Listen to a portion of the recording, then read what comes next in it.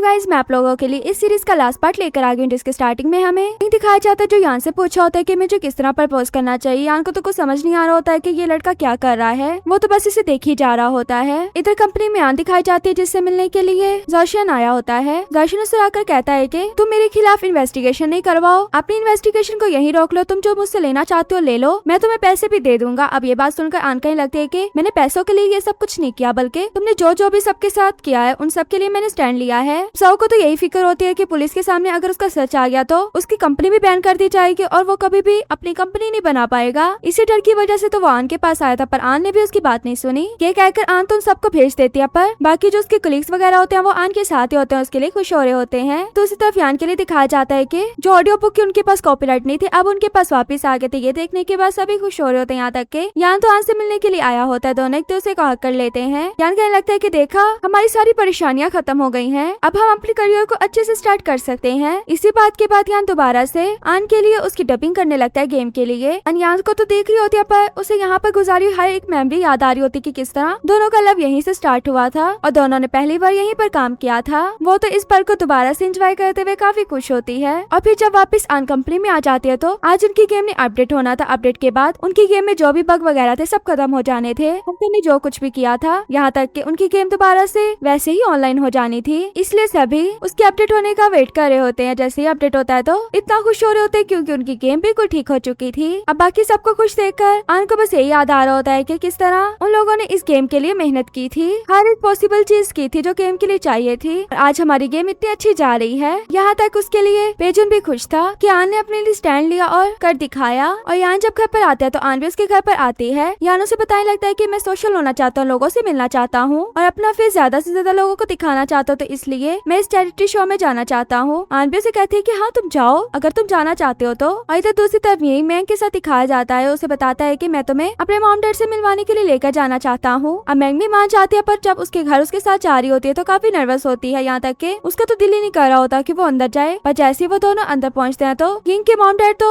काफी अच्छे से वेलकम करते हैं, जैसे उन्हें यिंग की गर्लफ्रेंड का ही वेट था। जितना ही मैंग नर्वस थी उतना ही यिंग की मॉम उसे नर्वस नहीं होने देती, बातों पर बातें किए जा रही होती है। मैंग को भी उनके साथ मजा आ रहा होता है, पर यिंग को तो उसकी फिक्र हो रही होती है कि वो इनकी बातें कैसे सुनेगी, क्योंकि ये लोग तो चुप ही नहीं होते। बट इतना ही होता है कि मॉम डैड की आपस में लड़ाई स्टार्ट हो जाती है। देखकर यिंग तो मैंग के कान बंद कर रहा होता है। और यहाँ आन और यान भी ऑर्फनेज में पहुंच गए थे, जहाँ पर ब्लाइंड बच्चे थे। उन ब्लाइंड बच्चों को यान स्टोरी सुना रहा था। वो सभी बच्चे इनके साथ काफी खुश होते हैं, यहाँ तक कि यान भी उनके साथ काफी खुश था और आन भी। यहाँ दूसरी तरफ यिंग और मैंग जब अपने मॉम डैड के साथ खाने के लिए बैठते हैं तो यिंग की मॉम मैंग को एक्सेप्ट कर लेते हैं और कहने लगती है कि ये हमारे घर की डॉटर इन लॉ बनेगी। इस बात पर तो दोनों इतना खुश हो जाते हैं कि घर वालों ने उन्हें एक्सेप्ट कर लिया। और फिर यान और आन वहाँ से जाने लगते हैं ऑर्फनेज से, तो एक बच्चा उन्हें अपने पास बुला लेता है। उनसे कुछ स्टोरीज वगैरह भी पूछा होता है, यहाँ तक कि कुछ डिफाइंस वगैरह भी, और एक तो ब्यूटी की डिफाइन पूछता है, जिसे सुनकर यान कहने लगता है कि ब्यूटी की डेफिनेशन तो तुम खुद हो। पर फिर वो बच्चा पूछने लगता है कि तुम दोनों आपस में क्या लगते हो, क्या गर्लफ्रेंड बॉयफ्रेंड हो और क्या शादी करने वाले हो जल्दी। इस बात पर तो यान बिल्कुल चुप हो जाता है, क्योंकि वो यिंग के साथ डिसाइड कर रहा था कि वो यान को किस तरह शादी के लिए प्रपोज करे और क्या वो शादी के लिए हाँ कर देगी। इसी बात से वो काफी नर्वस होता है। घर आने के बाद भी उस यिंग को देखकर सोचा होता है कि उसे क्या करना चाहिए, बट जैसे उसे यिंग की कुछ बातें याद आती हैं तो वो भी आन को ब्रश करते हुए उसके हाथ में रिंग पहना देता है। आन को तो कुछ समझ नहीं आता, पर फिर भी इन दोनों का प्रपोजल कंप्लीट हो चुका था, दोनों ही साथ में ब्रश करने लगते हैं। आन तो अभी तक शौक थी, वो उसकी पिक बनाकर मैंग को सेंड करती है। मैंग तो उसे ये बताती है कि ये तो वही वाली रिंग है जिसको मैंने देखा था, क्या यिंग ने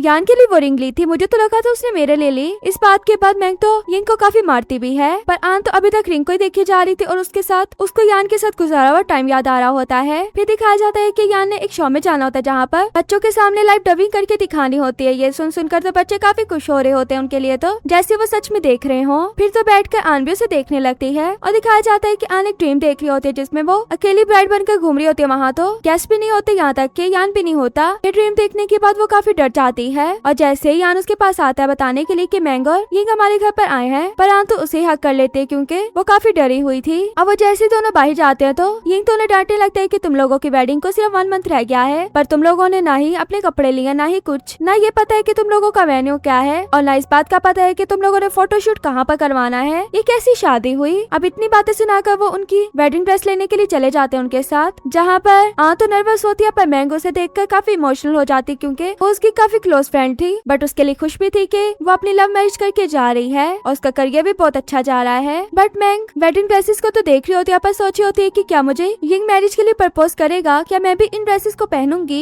जैसे आन एक ड्रेस पहन लेते तो उनके आगे से पर्दा हटाया जाता, जहाँ दूसरी तरफ ग्रूम भी तैयार हुआ होता है। ब्राइड और ग्रूम दोनों एक दूसरे को देखते और एक दूसरे को हक कर लेते हैं। यहाँ तक कि मैंगो और यंग ने तो उनकी पिक भी बना ली थी जो उनको दिखा रहे होते हैं। और फिर चारों साथ में बैठकर सोचे होते हैं कि उन्हें शादी के लिए क्या क्या करना चाहिए। और यहाँ यंग ने तो मैंग के लिए कुछ और ही डिसाइड किया होता है, बट उस बात का अभी हमें पता नहीं चलता। यहाँ दिखाया जाता है जिसने फर्स्ट टाइम इतने टाइम से ब्रेक लेने के बाद अपने शो को कंटिन्यू किया था, उसके फैंस तो उसकी वॉइस सुनकर काफी खुश हो रहे होते हैं। आन तो उसके लिए उन सबसे भी ज्यादा खुश थी। कंपनी में सभी कोलीग्स को पता लगता है कि उनकी पे आ चुकी है और पे पहले से भी ज्यादा थी और साथ में बोनस भी था। सब इतना खुश हो रहे होते क्योंकि उनकी गेम भी बहुत अच्छी जा रही थी, इसीलिए आन ने उन्हें बोनस दिया था। इधर आन जो यान के साथ जा रही होती है, यान ने उसके लिए फोटोशूट प्लान किया होता है, जहाँ पर उन दोनों का फोटोशूट हो रहा होता है। वो कोई और जगह नहीं बल्कि वही वाली यूनिवर्सिटी होती है जहाँ से दोनों ही पढ़े थे। दोनों का इतना क्यूट क्यूट फोटोशूट हो रहा होता है। और फिर लास्ट में यान आन को बताता है कि जैसा मैंने तुम्हें पहले देखा था तुम बिल्कुल अभी भी वैसी हो, वैसी प्यारी, तुम्हें जरा भी चेंजिंग नहीं आई। इधर कंपनी का सीन दिखाया जाता है जहाँ पर आन और यान के वेडिंग कार्ड लेकर कोलीग्स को देने के लिए पहुंच जाता है, जो काफी ज्यादा क्यूट होते हैं, बहुत ही ज्यादा क्यूट। सभी उन क्यूट क्यूट कार्ड्स को देखकर खुश हो रहे होते हैं कि फाइनली इनकी शादी हो रही है। यहाँ तक कि ये इनविटेशन तो